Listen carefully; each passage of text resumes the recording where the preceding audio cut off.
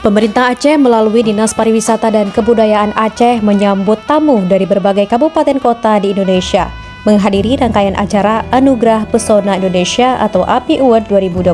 2, 1. Baik, luar biasa sekali sudah bersama-sama kita motokan. Aceh sebagai tuan rumah dengan rangkaian kegiatan terpusat di AAC Dayan Daud Universitas Syah Kuala Banda Aceh yang digelar pada 24 hingga 25 November 2022.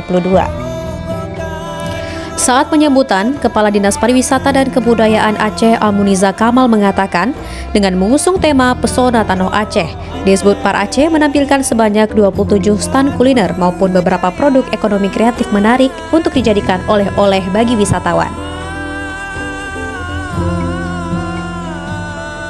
Alhamdulillah di sini ibu-ibu ini menjual produk asli Aceh, ada batik Aceh,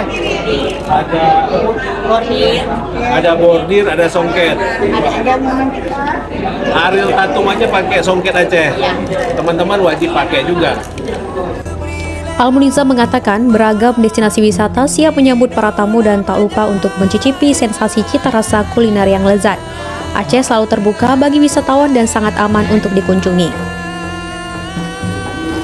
Menjelang malam puncak Anugerah Pesona Indonesia atau API Award 2022, sejumlah peserta dari luar Aceh juga berdatangan ke Tanah Rencong. Mereka mengikuti side event yaitu Kanduri Kuah Belangong yang digelar di halaman samping gedung AAC Dayan Daud.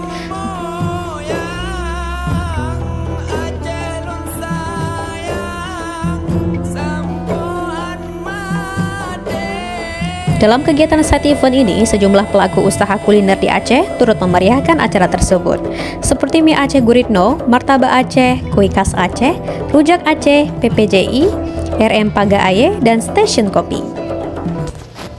Kita mau mempertahankan seni budaya Aceh ini sopan santun, masih kulinernya masih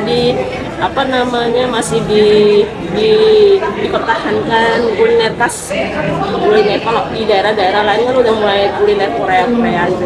Di sini tuh masih mie Aceh masih ada, terus kemarin nasi goreng terus tadi aku lihat kuah yang belangong itu masih rejak itu. Terus juga UMKM-nya aku lihat kayaknya maju ya.